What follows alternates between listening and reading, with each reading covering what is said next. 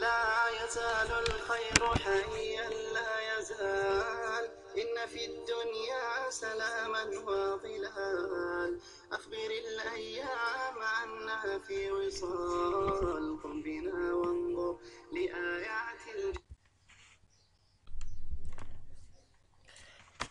Hi guys, and welcome back to my channel. My name is Gumba Jaw from Apprendre des langues en Wolof. In today's lesson, we are going to see the importance of choosing good friends. First of all, I would like to thank those who have subscribed to my channel, and I encourage them to continue subscribing and make people know about our channel. Thank you all for listening, and welcome, and feel at home. Make yourselves at home. Salut les gars, j'espère que yéen ci jàmm baax a baax dal leen jàmm baax a baax si njàng anglais. Tey li andi tey mooy importance the importance of choosing good friends mooy importance wala solo bi nga xam ne si maanaam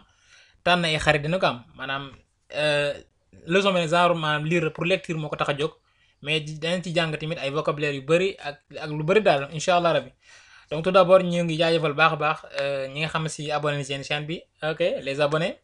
ñi nga xam si ñi doog a ñëw ñoo ngi leen di dal leen a jàmm kër gi seen kër la ah waaw ñi wax rek gars yi ñu continuer abonné vraiment loolu dinañu motiver dinañu encourager pour ñuy gën a mën a def vidéo yu bëri donc di leen wax ngeen dal a jàmm kër gi seen kër la comme ni nga xamee chaîne bi li ko tax a jóg mooy jàng anglais mooy c'est la priorité donc des fois nañuy dugal ci jàngale wàllum turki ok dañ jàngale làkkum turc ah en même temps tamit des fois dinañ ci dugal ay waxtaan yu demee noonu soit moo xam ci olof la wala ci anglais wala ci français ok guys donc leçon bi loolu tey donc ñu commencé incha allah donc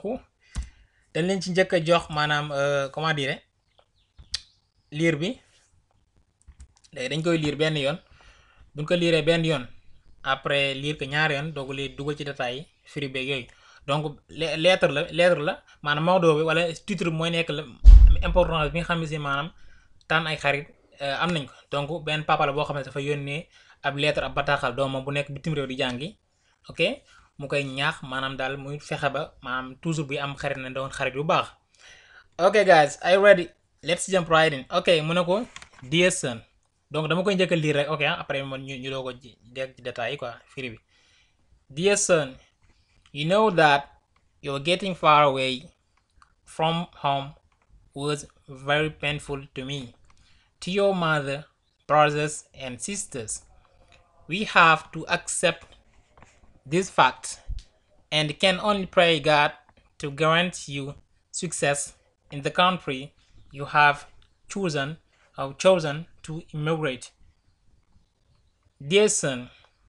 you know that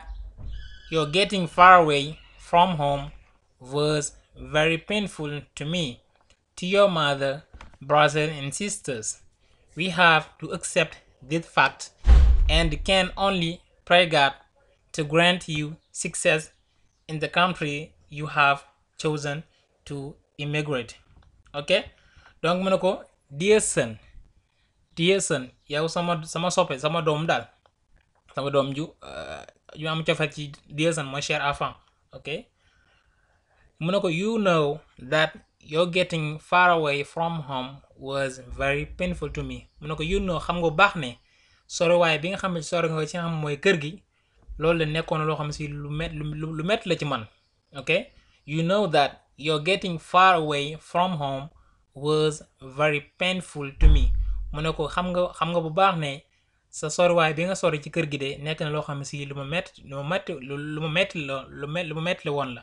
to your mother tamit lu metti sa yaay la ok brother and sister metti woon tamit si nga xam mooy say frère ak say sœur lañ ok maanaam sori gi nga sori maanaam dem loolu metti na man mi sa papa metti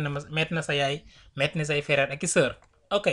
léegi mu ko ne ko we have to accept this fact mu ne nag li ñu war rek mooy ñu nangu ndogal bi maanaam fact bi le fait bi niñ ko il faut ñu nangu ko ok we have to accept this fact ok and can only pray God to grant you success in the country you have chosen to immigrate mu ne we have to accept this fact mu ne ñun de il faut ñu nangu maanaam ndogal bi and li ñu mën rek mooy and can only li ñu mën rek mooy pray God ñaan ci yàlla ñant yàlla mu la to grant you success mu defal la maanaam tawféex maanaam ak réussir ci in the country ci réew mi nga xamante si maanaam tànn nga ko pour tukki ca ok we have to accept this fact li ñu war rek mooy ñu ndongu ndogal bi li am maanaam ñu nangu ko te ñaanal la rek li ñu man rek mooy ñaanal la yàlla mu defal la maanaam tawféex wala mu defal la maanaam succès ok ci réew mi nga xamante si ne tànn nga ko pour tukki fa ok donc bu leen xoolee traduction bi ci français bi ak njàng français wala arabe dina leen dimbale ok yaakaar naa leer na donc ñu dem bi ci topp let's move to the next one ok mu ne I would like to warn you my beloved of evil friends there is a proverb which says tell me who your friends are and I will tell you who you are. I would like to warn you, my beloved of evil friends. There is a proverb which says, tell me who your friends are, and I will tell you who you are. mu ne ko I would like to warn you dama la bëggoon rek maanaam ñaax la wala di la moytundi ko di la watloo yow nga xam ne yow yaay sama soppe bi my beloved mooy soppe ok mu ne I would like to warn you dama laa bëggoon maanaam avertir lan laa la avertir yow sama soppe bi sama soppe bi ma avertir la ci nga xam ne mooy àndandoo yu bon ma xarit yu bon of evil friends evil mooy mauvais mooy lu bon evil friends mooy xarit yu bon ok mu ne dama laa bëggoon pour rek moytuñu wala ñaax la avertir la yow sama soppe bi ci nga xam ne si mooy xarit yu bon ok je voudrais t'avertir mon bien-aimé de mauvais ami ok mu ne there is a proverb which says mu ne am na kat benn proverbe buy wax ne tell me who your friends are wax ma say xarit and I will tell you who you are moo wax la ki nga doon ok mu ne am na proverbe buy wax ne kat wax ma ñan ñooy sa xarit wan ma say xarit moo wax la wan ma wax ma ñan ñooy xarit moo wax la ki nga doon donc nit kat ka ngay àndal rek maanaam jukko ji maanaam man leen influencer comme ni nga ko xamee ok ñu daara ci I would like to warn you my beloved of evil friends there is a proverb which says tell me who your friends are and I will tell you who you are ok donc bu leen xool traduction bi français bi ak arabe bi donc dina leen jàppale ok let's move to the next one ok mu ne what does this proverb mean? It means that if you choose friends with bad manners you will change to become like them. For example, if you befriend to a gambler he will convince you to be a gambler like him and he will make out of you an addict to gambling. Gambling, my dear son, as you probably know, is the source of disintegration of happy families and the ruining of the life who practices it. What does this proverb mean? It means that if you choose friends with bad manners, you will change to become like them. For example, if you be friends to a gambler, he will convince you to be a gambler like him, and will make out of you, will make out of you an addict to gambling. Gambling, my dear son, as you probably know, is the thoughts of disintegration of happy families and the ruining of the life who practices it. Ok mu ne ko what does this proverb mean mu ne ko lan la proverbe bi di wax xanaa wax ji lan lay firi mu ne ko it means that dafay firi ne if you choose friends with bad manners boo fekkee dangaa tànn ay xarit yoo xam ne si dañoo yore comportement bon ma xarit yoo xam ne si nekkuñu xarit yu baax ok if you choose boo tànnee friends with bad manners xarit yoo xam ne si maanaam dañoo amee jikko yu bon mu ne loolu bu ko defee you will change to become like them danga dem ba changer ba mel na ñoom ok da ngay mujjee mel na ñoom daal you will change to become like them mu ne ko for example masalan maanaam mu jox ko misaal mu ne ko if you be friends to a gambler mu ne ko bu fekkee ne dangaa doon xaritu maanaam carte kat ok gambler mooy carte kat ok kuy carte xaalis mu ne ko if you be friend to a gambler ok gambler bu fekkee dangaa nekk xaritoog maanaam li nga xam mooy ab carte kat masalan mu ne he will convince you mu ne kat kooku mën naa dem ba convaincre la ok he will convince you to be a gambler like him ok mën naa dem ba convaincre la ok ba nga doon yow mujj dem maanaam nekk ab carte kat ne moom ok and will make out of you an addict to gambling dana dem ba nekk def la koo xamante maanaam dangaa tàmm lool maanaam du too mën a bàyyi xam mooy carte donc dina dem ba convaincre la dem ba def ci yow loo xamante maanaam boo mas a bàyyi nga xam mooy gambling ok da ngay dem ba nekk benn addict ok mu ne ko gambling my dear son te xam nga ne carte c'est sama doom ju baax yi ok my dear son mon cher enfant xam nga ne que carte kat gambling my dear son carte kat yow sama doom ok bu amee cofeel mooy dear son mooy koo xam ne da nga am ci mu cofeel bu dee ci anglais nga mooy dear mooy cher ok cher enfant ok gambling carte kat my dear son ok as you probably know comme ni nga xamee bu baax a baax ok comme ni nga xamee probablement mu ne ko loolu kat is the source of disintegration of happy families and the ruining of the lives of who practices it mu ne ko rek gambling my dear son carte kat yow sama doom comme ni nga ko xamee d'accord mu ne ko mooy source bi mooy cosaanu maanaam of disintegration of happy family moom mooy maanaam mooy waral maanaam mabbuk maanaam yi nga xam mooy famille yi nga xam dañoo kontaan maanaam bokk na ci li nga xam ne day fay mabbu maanaam dafa yàq maanaam famille koy da leen ni mabbu waaye nag yemul foofu and the ruining of the life who practices bu mu ne tamit dafay yàq maanaam dafay mabbu dund ki nga xamante si ne daf koy def ok mu ne ko yow sama doom maanaam carte kat nekk na loo xam ne si moom mooy li comme ni nga xam ne baax a baax mooy source maanaam yàquteeg maanaam wala mabbuk famille yu kontaan yi ok mu ne yooyu yemul foofu waaye and the ruining of the life who practices dafay dem ba maanaam yàq la ruine ok yàq maanaam dund ki nga xamante ne moom tamit dafay carte maanaam da koy pratiquer ok donc ñu daal ci liir bi what does this proverb mean? It means that if you choose friends with bad manners you will change to become like them. For example, if you be friends to a gambler he will convince you to be a gambler like him and will make out of you an addict to gambling. Gambling, my dear son, as you probably know, is the source of disintegration of happy families and the ruining of the life of who practices it. Ok donc bu leen xoolee traduction bi français bi ak arabe bi yéen jàng français wala arabe donc dina leen dëmbale donc kon am naa yaakaar ne baax a baax ni am na solo donc ñu continuer ba tey léegi mu ne ko get clear of each person whom you get to know as having an evil character. Avoid the comradeship of alcohol, drugs, and gambling addicts. A true friend is the friend who supports you in need, who shares your joy and sorrow truthfully, and who gives you commendable advice without any desire to exploit your friendship. And always remember what Prophet Muhammad, peace be upon him, said: a person is upon the religion of his friend. So let one of you look at whom he be friends. Friends of summer wither away in winter. Get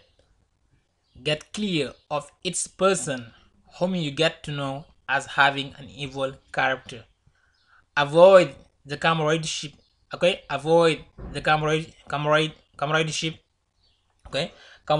of alcohol, drugs, and gambling addicts. A true friend is the friend who supports you in need, who shares your joy and sorrow truthfully, and who gives you commendable advice without any desire to exploit your friendship. And always remember what Prophet Muhammad, peace be upon him, said: a person is upon the religion of his best friend. So let one of you look at whom he be friends of summer with away in winter. Okay, ñu firi bi mu ne ko get clear of its person whom you get to know as having an evil clay. ok mu ne ko na nga moytu képp koo xam ne si maanaam xam nga ne maanaam jukkoom maanaam képp koo xam ne jukko xam nga ne ma am nga ko xame nga ko mu am jukko ju bonle boobaa na nga ko moytu. ok get clear of na nga ko éviter. ok get clear of its person whom you get to know as having an evil character. mu ne ko na nga moytu. ok képp koo xam ne si xamee nga ko maanaam mu am comportement bon boobaa kon na nga ko moytu. mu ne ko avoid the companionship of alcohol. mu ne na nga moytu xaritoog wala àndoog ki xam si dafay alcool nga xam ne dafay jëfandikoo alcool wala koo xam si drugs wala drogue wala koo xam si and gambling addict ñi nga xam si ne dañoo ay addict lañ ci xam ne mooy wàllum carte ñi nga xam ne ay carte lañ mu doog mu ne ko na nga moytu nduk ànd ndooru kuy naan alcool wala koo xam si wala drogue jëfandikoo drogue wala ñi nga xam si ne dañuy carte na nga moytu ñoom. ok mu ne ko a true friend xarit dëgg-dëgg nag a true friend is the friend who supports you in need. xarit dëgg-dëgg mooy xarit bi nga xam ne si ne dafa lay jàppale saa yoo amee maanaam saa yoo nekk ci ay tolof-tolof mu dimbale la. ok a true friend is the friend who supports you in need. xarit dëgg-dëgg mooy xarit bi nga xam ne dafay dimbale ci jamono bi nga xam ne si yow da nga soxla woo. ok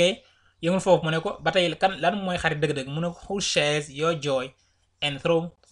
truthfully. ok who shares your joy and truthfully mooy koo xam ne maanaam dafay partager sa mbégte. ok ak sa naqar waaye tamit daf lay wan maanaam wala daf lay wan jox la maanaam ay conseils maanaam yu kii daal. ok koo xam ne si dafay partager sa mbégte.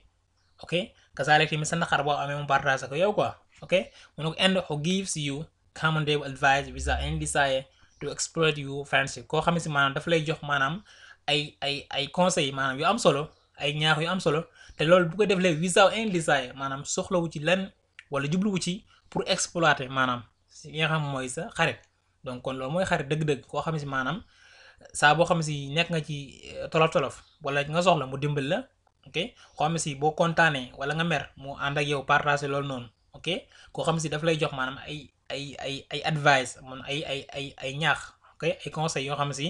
yooyu te loolu di jubluwu ci maanaam sans mu jublu ci maanaam pour exploiter sa xarit. ok seen xaritoo donc kooku kon mooy xarit dëgg.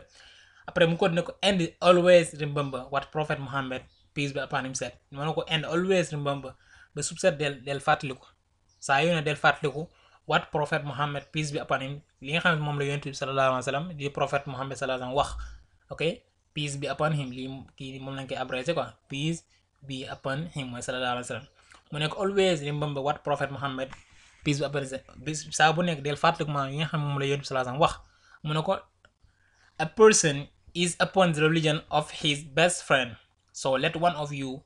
look at whom he be friends. mu ne a person is upon the religion of his best friend. mu nit kat ma nga ca diine maanaam li nga xam ne moom mooy xaritam dëgg-dëgg moo nga ca diine maanaam li mu bëgg mooy nit ki l'homme est influencé par le comportement de son compagnon. ok nit ki maanaam ci lam nekk rek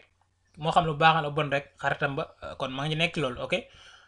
mu ne ko moo tax mu ne so let one of you look at whom he be friends. képp koo xam si da nga tànn xarit baax a baax ki nga tànn xarit xam kan la. so let one of you look at whom he be friends. ok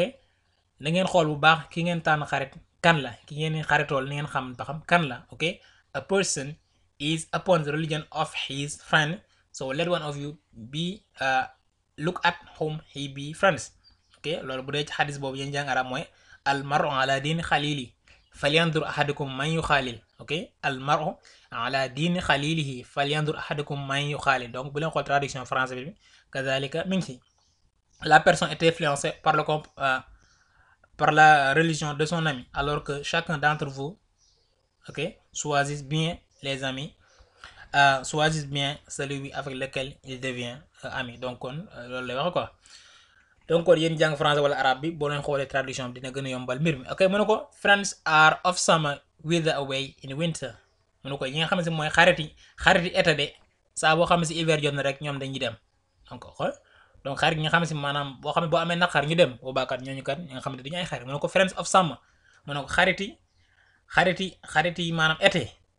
weather away in winter weather bu ñu ko waxee mooy loo xam ne lay lax ok bu ñu waxee lax ci wàllum gàncax mooy weather away moo xam ne si gàncax xam ne dafa dem ba lax ok moo tax mu ne ko friends of summer mooy xarit yi été jamono été weather away in winter ok dañuy lax maanaam jamono yi winter mooy hiver donc li bëgg wax rek mooy ñi nga xam si duñu ay xarit dëgg-dëgg maanaam boo nekkee tolal dañuy dem seen yoon duñu la sax lijjanti donc kon booy tànn xarit da nga tànn xarit da nga xool ba xam ki nga tànn xarit kan la. ok gars yi xam naa ko la moo de leçon bi di am yaakaar baax a baax ni leer na donc bu fekkee ne am leen loo xam si leeru ci rek après mën ngeen ko signaler incha allah ngeen kii koy dina leen tontu ci commentaire yi ok donc continuer leen di abonné ci chaîne bi ok loolu noonu dinañu motiver pour ñu gën a mën a continuer baax a baax